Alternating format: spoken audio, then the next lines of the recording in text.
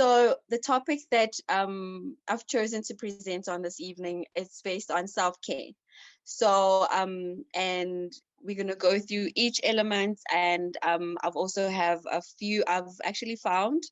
Um, it's a parent who struggled to actually who struggled to look after themselves whilst their son was in active addiction, and he actually just shares his perspective on how that was quite a detrimental process for him. And once he found a way to actually look after himself a bit better, he found that he himself got also better, his family was also getting better, and the relationships around him. So I thought that perhaps maybe it'll be quite a nice topic to have, especially for families. So it's self-care for family members of addicts, okay?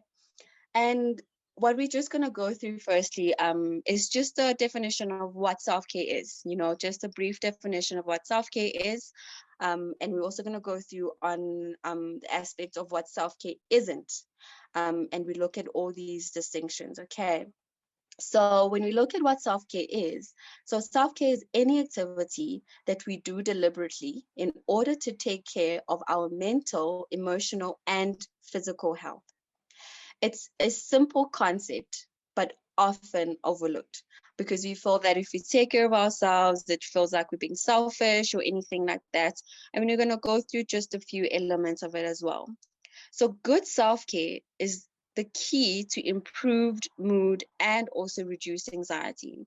So it's important for us to look after ourselves and take care of. So like you said, Mel, over the last year, you've been looking after yourself a bit better. When you needed to go on holiday, you could easily do that, and importantly, a key to good and healthy relationship with oneself and others. So self-care doesn't only speak about the individual. It also speaks about the relationships that the individual also engages in as well. Because when you think about it, when we have those good and healthy relationships, we are able to actually, our minds are actually much more less congested, actually, if I can put it like that, and we're much more receptacle to any feedback, and we're willing to actually engage with it and reflect on it, and actually then respond in an appropriate way instead of reacting. Because when we haven't been looking after ourselves, we kind of get quite like very agitated. We've got a short temper, and we're not willing to actually listen to anyone, because we're in this space, and we feel that our minds can't take anything or can't take more, and we kind of like just block everything out. Therefore, we aren't able to actually form these healthy, good relationships and honest relationships at that. So in this aspect as well, self-care also is a way of, it refuels us, because like they say, we can't give from an empty cup, and if we're going to be taking care of people or anyone else or ourselves, even if we don't have the energy, if we don't have the patience, we're not going to be able to look after them as they need, and we're not going to be able to actually assist them as best as we can if and when we've been able to look after ourselves a bit better. So it is about considering our needs as well. So it's also about to be considerate of our own needs, knowing what we need in order to take care of ourselves and also to take care of others that are around us. And in this aspect, if I don't take enough care of myself, I won't be in a place to give my loved ones, the same care, the same love, and what they need, because I'm not taking care of myself. I'm constantly tired, and I find that I snap quite easily. So all of these relationships get tarnished because I'm not looking after myself, and I'm going to be very impatient. I'm going to feel tired. I'm going to feel like, people are not understanding me. They don't see that I'm tired. They don't see that, I also need someone to look after myself. So I think the best way to do is to look after ourselves first, and then we can be able to look after our families and also our loved ones. So in this aspect, learning to love and care for yourself is one of the most challenging things you will ever do, because we always seek to save the other person. We always seek to save, especially when our family member, our spouse or children are in active addiction or even in treatment sometimes, we seek to constantly want to save them. We seek to constantly like want everything, to be fine for them. We want everything to be the best for them. And we kind of struggle to then be with them, because we struggle to be with ourselves, because we kind of feel guilty if I'm going to take time for myself. Am I then there for my family? Am I then caring for my family the way I need to? But I think we need to also learn to love and care for ourselves in a very compassionate way as well. We need to be able to have compassion for ourselves, be patient with ourselves, and love. And loving ourselves is basically a cornerstone of any healthy relationship, be it with yourself or with others. And this is very much important. And when we think about it, we need to have compassion for ourselves. Yes, we might have had past mistakes, we might have enabled our loved ones, but we need to also think about what was my part to play in it, and how can I, do better next time, instead of beating ourselves up and saying, I should have done better, I should have done this, and it becomes quite hard. So you need to have compassion for yourself, be patient, and love yourself as much as you can, because this is a cornerstone for our relationships, or any relationships that we get into, whether it's personal relationships or it's interpersonal relationships. So you can go through to the next slide. Thanks.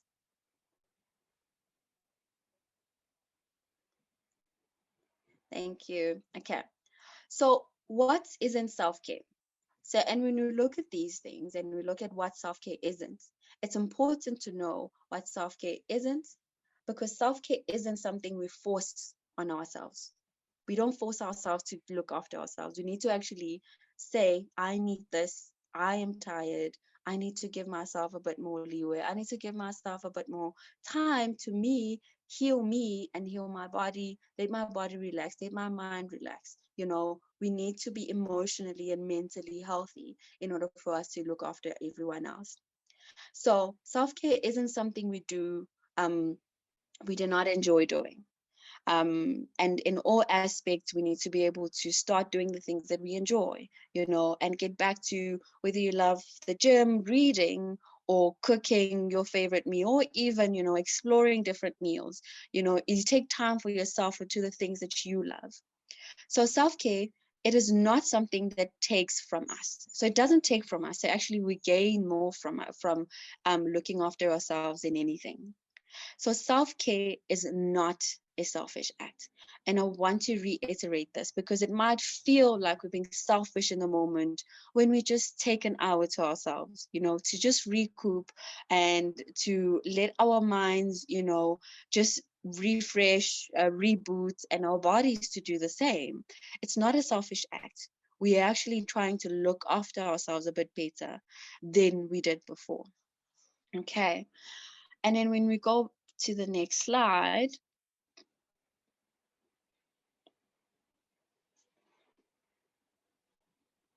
thanks, Irene. So I wanted to include this because I thought that it actually spoke quite nicely, and when we think about addiction, we're constantly living in a state of emergency. And when we are constantly living in a state of emergency, everything else is actually, it doesn't matter, because we're constantly needing to save, we're constantly needing to make sure that everything is okay, we are constantly vigilant. So in this aspect, addiction has a way of taking over everything in its path.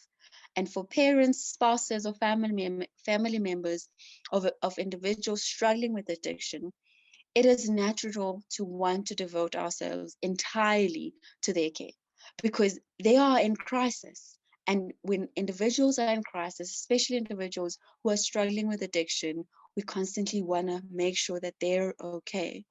So as families, we become characterized by a kind of emotional and psychological constriction, where we may not feel free to express our authentic selves for fear of triggering disaster, and the genuine feelings are often hidden under strategies for keeping safe, or for like pleasing, or withdrawing. So we're constantly needing to please our loved ones so that they don't go into this, this disastrous mode. We become organized around trying to manage the unmanageable disease of addiction.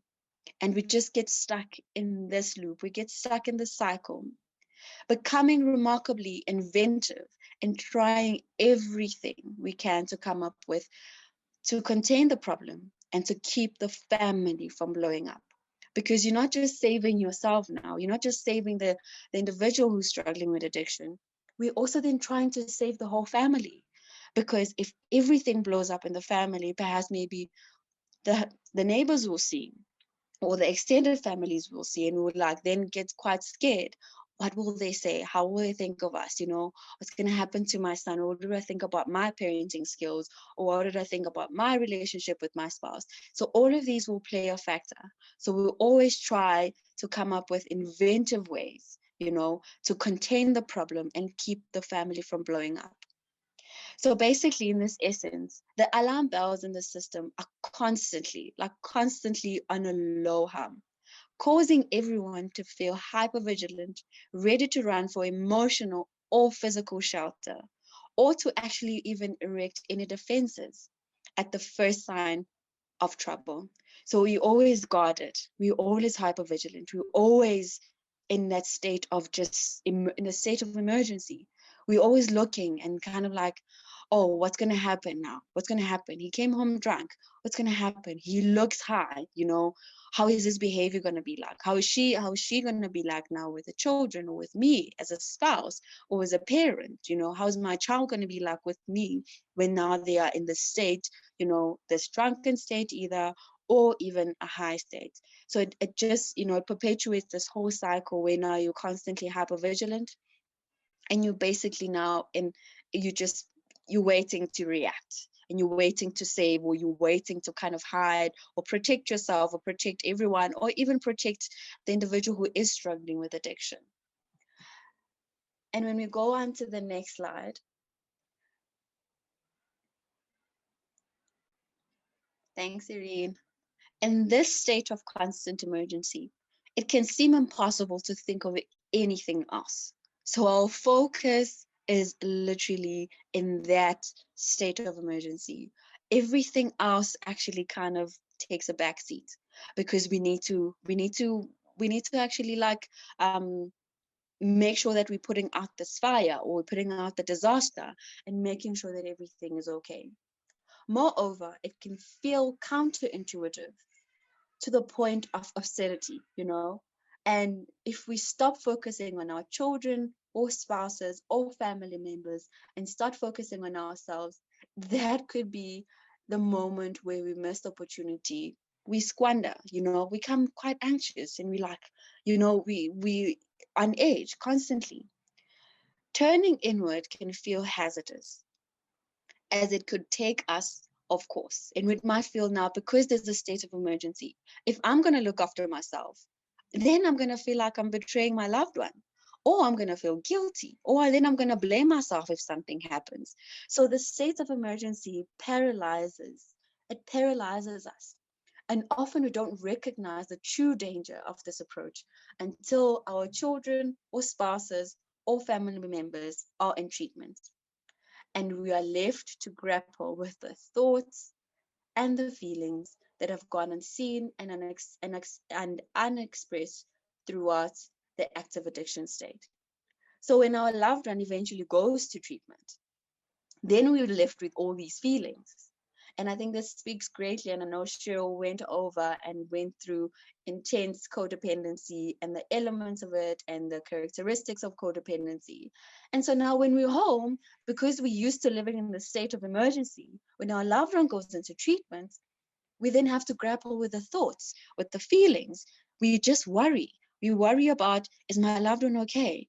Are they doing what they need to be doing? Are they being taken care of? So the anxiety just continues and continues. And then let's say suddenly our children or our spouses or family members are where we want them to be. And instead of relief, we feel the overwhelming burden of having to rebuild our lives. and our family relationships after years of neglect or need. And I think in this aspect, we see a lot this happening in treatment. The need to still make everything about the individual who's struggling with addiction, even while they're in treatment, when they are actually getting the care and the treatment they need. Because we've been praying for it. We pray for it and we say, our loved one needs this. And if they can just go to treatment, they're going to be okay. If they just get everything together and understand that this is hurting us, then everything will be okay, you know. But because we're used to living in the state of emergency, we then become overwhelmed because we're like, what do I do with my time? What do I do with my life? What do I do with my relationships? How do I rebuild? And then that anxiety also then creeps up. Okay. And then if we go into the next slide, when our children or spouses or family members have an addiction, our world can begin to revolve around their needs. Everything revolves around them. It revolves around their needs, their moods, and the potential for treatment, because we're constantly seeking, please go into treatment. You need this. Please do this. Please help me. Please help yourself. Please help yourself, because you have an addiction. And we're constantly pleading, And eventually, when treatment is initiated, and but when treatment is initiated, it can also come with its own emotional challenges as a family member who's been living in the state of emergency. As we are no longer living in the state of emergency and can now focus on our own healing process, often for the first time in years, when our family or when our loved one goes into treatment, we then have to look at ourselves. We have to look at us. And self-care is a vital part of restoring our own emotional wellness now, helping us rebuild our family relationships and giving us a sense of inner tranquility. And this is an important aspect because living in a state of emergency, it's not nice. It's constant hypervigilance. It's constant worry. It's constant wondering. It's just this constant. And we don't get rest. Our bodies get tired, our minds get tired. We find that we then slack at work. We slack if we're studying, we slack in studying. Our relationships are now no longer focused on what we need to be focusing on. They're more focused on helping and seeking help for the individual who is in active addiction. And in this aspect, this can be very difficult to then start self-care. It can be difficult to take on as we have gotten used to living in the state of emergency. And when we look at it, ideally, self-care needed to begin before our children, spouses, or family members went into treatment. This needed to begin before all of this, before they went into treatment. Because now when they're in treatment, then we freak out. What do I do with myself? What do I do with my time? Because now I'm no longer focusing on the individual who's got an addiction. I need to focus on me. And then what we start doing is we call the treatment center. We worry. We want to know, are they okay? Is everything fine? What do they need? All of these elements become a center of their lives. And it becomes a center of your own life because this is what you're used to. And when we look at it now, self-care needed to begin way before the individual who's in active addiction went into treatment. However, nonetheless, during their own treatment process, it is a critical time to start our own recovery process. So as much as our spouses, our children, or our loved one are in treatment and they're in treatment and getting the appropriate support, we also need to then start our own recovery process. And starting our own recovery process also it's very anxiety provoking, and the process that impacts the addiction has had. So we need to look at what have we done? What was my part? What did I play in my loved one's addiction? What was my responsibility? What was what can I take accountability for? And what do I need to work on going forward when you are engaging in your self-care process? And basically, in the process, it impacts addiction has had. You look at that, and it's having on families our sense of self. Because when we've been focused on the individual who's in active addiction, we lose ourselves in the long run. Because we're no longer focusing on us. We're focusing on the individual who's struggling. And we're like, we need to save them, we need to save them. And our own psychological health also gets very much affected. So with self-care, you learn to actually restart this process of looking at yourself, what you need, how you need to help yourself. So self-care is an essential part of this process, and allowing ourselves to shift focus from our children, from our spouses, or from our family members' needs to our own, and giving ourselves a real chance to address these needs. So with self-care, we're giving ourselves to actually address every need that we need. So the following is an abstract that one of the fathers whose son was has is battling with addiction, and he just shared his insight into how he ignored his own self-care process, and what the deterioration did to himself, to his family, and to the relationships around him. So I'm just going to read this. Please bear with me. So the disastrous results of ignoring self-care. So this is basically from one parent and looking at how his son's addiction was a center of his life now. So early on in my son's battle with addiction, I did not take care of myself. Not only was I completely consumed by my son's issues, I was addicted to his addiction. Al-Anon is spot on when they talk about the three C's. We didn't cause this. Our children, we didn't cause our children's addiction. We can't cure it, and we certainly can't control it. Only the person afflicted with the addiction, with the disease, can do that. When we try to defy the logic, we end up spinning our wheels and making ourselves sick. We become the fallout from our children's addiction, fighting a battle that we can't win, and we forget about taking care of ourselves. Trust me, I know. Early on in my son's battle with addiction, I did not take care of myself. Not only was I completely consumed in my son's issues, I I was addicted to his addiction. I put my son's well-being ahead of my own. His health and happiness were more important than mine. Next slide, please, Irene. Thank you. As a father, my instinct told me to help him now, help myself later. I believed doing anything different would border on negligence. But that was the worst possible strategy, both for me and for the rest of my family. The results were a complete disaster. I found myself living in a non-stop panic mode. I spent most of my waking hours worried, frustrated, and feelings of helplessness were my constant companion. I couldn't sleep. My life and my relationships started to fall apart. My health suffered too. All of these, all of these things happened because my happiness and outlook on life were totally dependent on the choices and actions of my son. I was clueless. My world was complete chaos, and it lasted several years.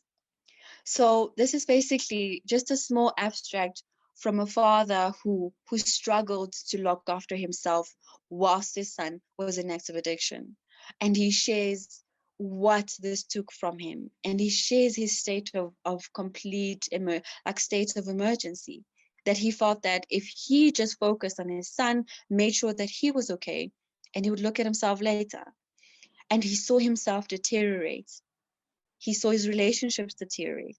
He saw, he felt these feelings of helplessness. And these became his constant companion, like he said. And I think this attests to how, as family members, we get sucked in and we get roped into wanting to save and wanting to help and wanting, and we don't actually then look after ourselves.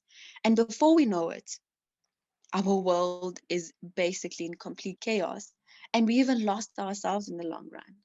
And this, in a way, is a testament of how we get consumed in it.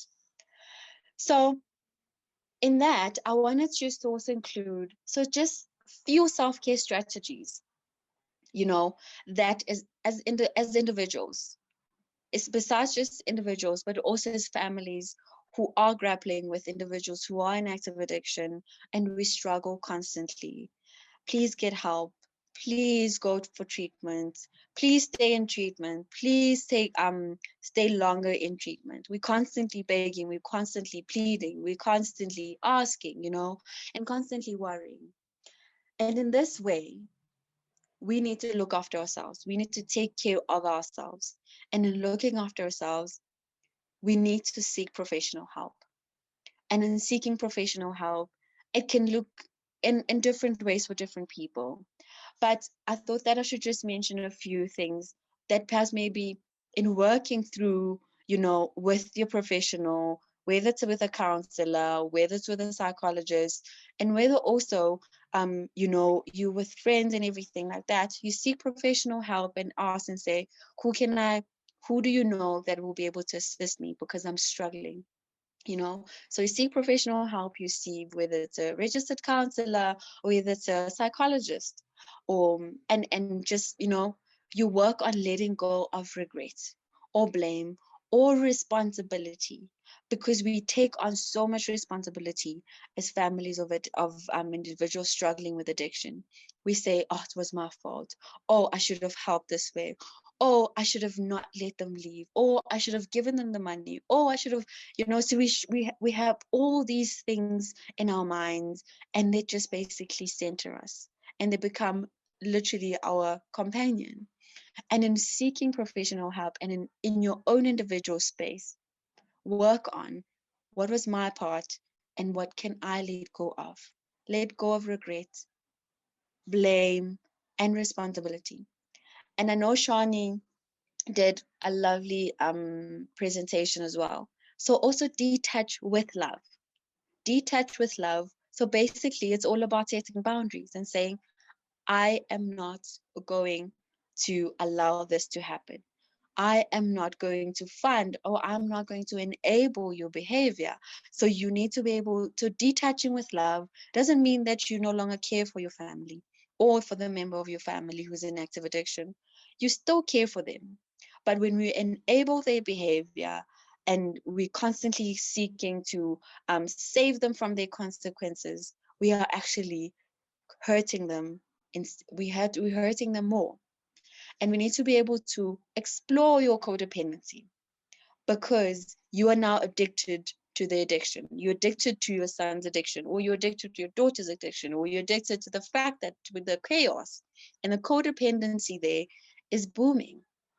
And in therapy, you need to be able to explore, how am I codependent? How am I enabling? How am I actually, exacerbating or making it worse when I am saving my son from his consequences, when I'm saving my daughter from her consequences, when I'm saving my spouse from his consequences or her consequences. So all of this become very much prevalent in our lives. So in seeking professional help, you explore every avenue. You explore even your own self, your sense of self, your sense of self-concept, what you need, what your boundaries need to look like, how to set better boundaries. So we do all of these things, and we actually start to get better because we're actually looking after ourselves.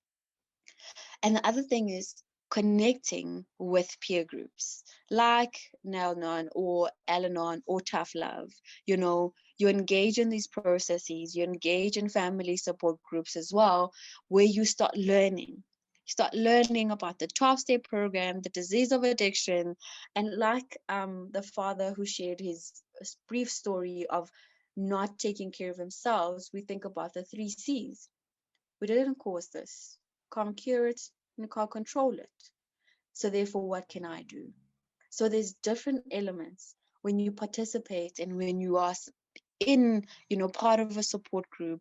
You learn from each other.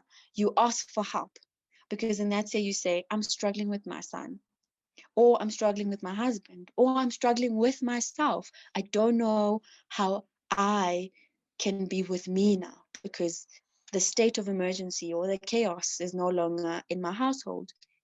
How do I be with myself? And these groups will be very much important. And also how to sit in appropriate boundaries. And in this aspect, sorry, it speaks to supporting your mind, body, and emotional health, where you stop enabling, you set healthy boundaries, you practice self compassion, just to name a few. You also exercise, you start to refocus, you learn to also refocus on different aspects. What do I need? What do I love? What do I love to do? Do I love to read? Do I love the gym? Do I need to go to the gym? Do I love cooking? Do I love a different sitcom? So everything that you've neglected, you start engaging with a bit better. And that's what self-care is all about. We also start engaging with ourselves in a healthy way. And in going forward, I just thought that in thinking about self-compassion, so self-care through self-compassion, because it's all about forgiving yourself and letting go of the past.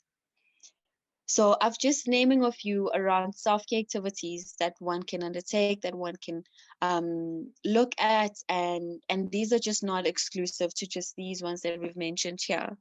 So they can be anything: crochet, dancing. So it could be anything that you love doing, that you find joy in, that you find pleasure in, and just use that. Spend more time doing everything that you used to love.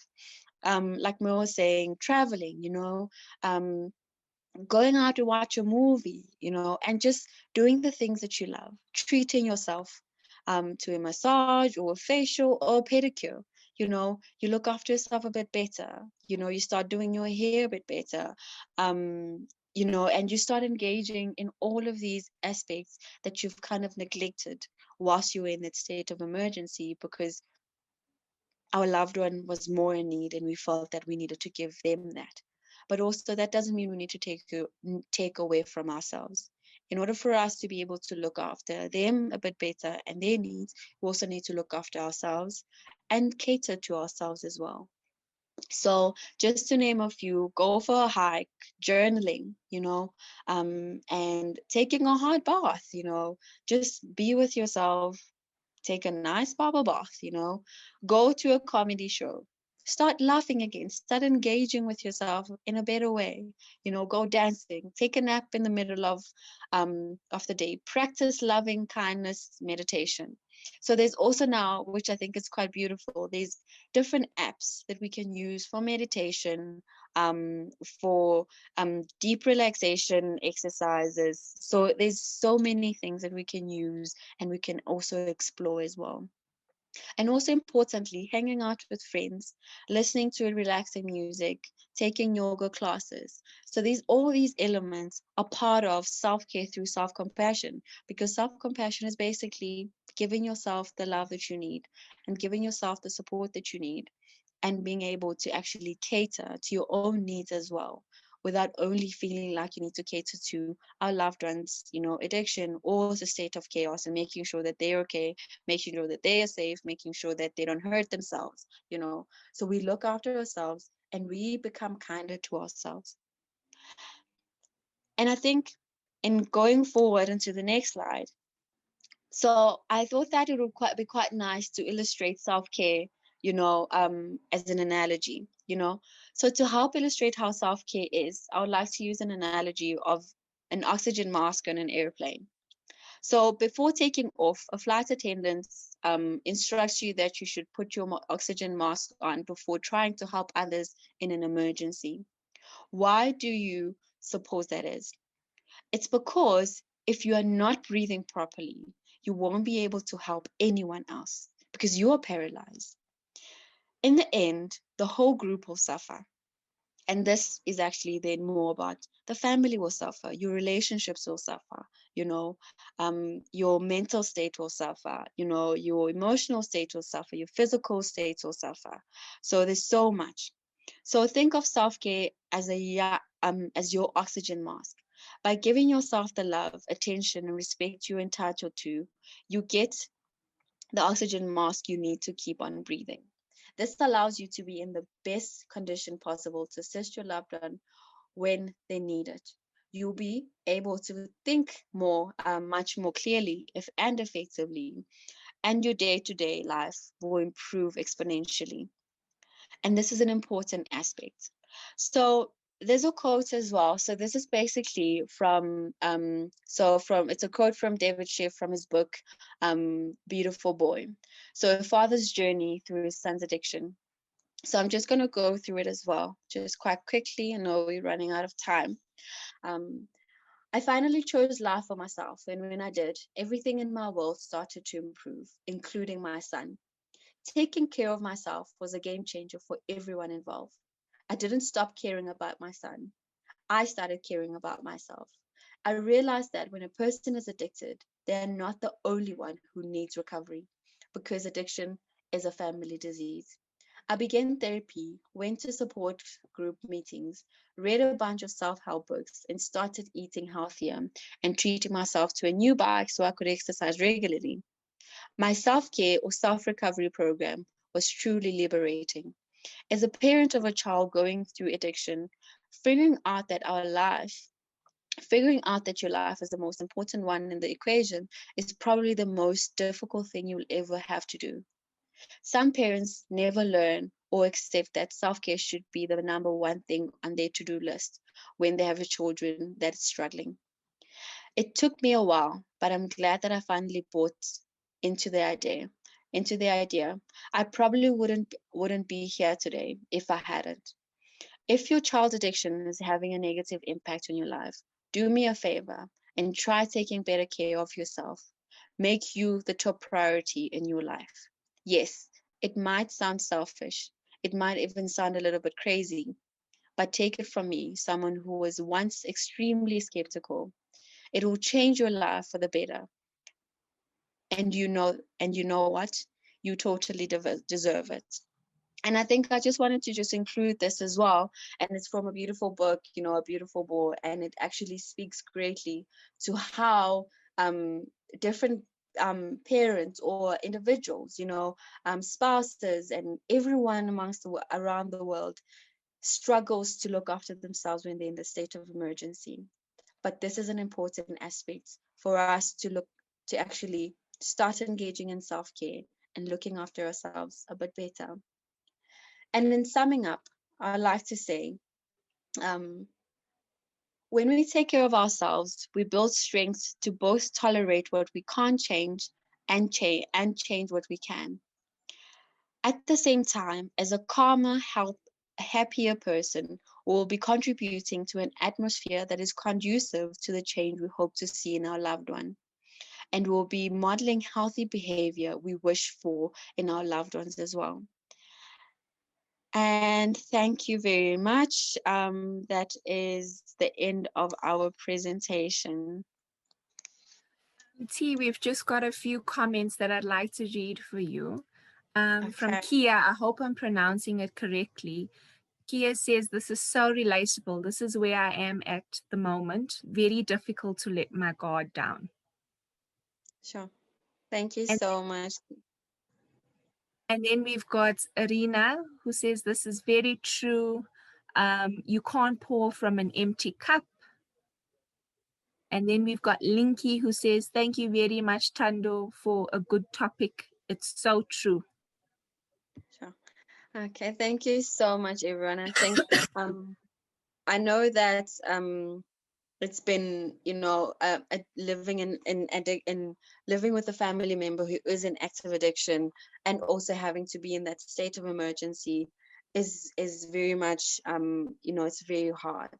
But I think in all aspects, we thought that perhaps maybe looking at this topic and just, igniting different aspects in our family members as well, and just thinking about how do we better look after ourselves and take care of ourselves, and engage in ourselves a bit better, because we always feel that because we're in a state of emergency, we don't matter. We do matter. And it's important for us to actually acknowledge that, and to go forward from there, to say, I'm going to set boundaries. And I know Irene also did a lecture on boundaries earlier on as well.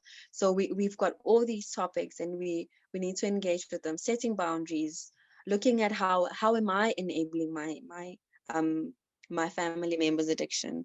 How is my codependency playing out? How am I, not helping the situation by trying to, be I almost want to say be the superwoman or the superman, to make sure that I save everyone except yourself. Um and like we said, and like it's we can't pour from an empty cup, and it's important for us to look after ourselves a bit better, and to think of ourselves as well, because we're constantly thinking of our individuals who are struggling with addiction, and our focus kind of gets solely, um put on them, and we actually then don't look after ourselves. And it's important to really start doing that, even while they're in active addiction, if they are, or even when they're in treatment as well. We need to set those boundaries and say, you in treatment, this is the expectation, this is what I need, this is what you need, and this is as far as I can go, you know. So I think it's all these elements. Yes, Irene?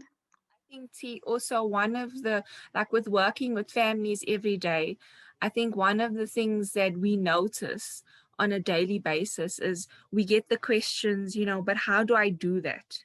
How do I Mm, just disconnect? And for me, that brings up the one of the biggest consequences of not being able to take care of yourself, which is the compromise to your own identity exactly. as a Exactly. person. Yes, we're a family member. Yes, addiction is a family disease. Yes, you get thrown into the chaos and the dysfunction. But it's also about how are we manifesting these things and enabling these things, which is then affecting our identity and the parts of ourselves that are really important. Very much, very much. And I think it's very much important, and we can't sacrifice our own identities because we're trying to save someone else's identity. We can't save someone else's identity if our own identity is not intact, you know. So I think it's an important aspect to actually start saving us first, and then save our family members. Um, and just to be kinder to ourselves and look after ourselves a bit better, because we also matter, and everyone does matter,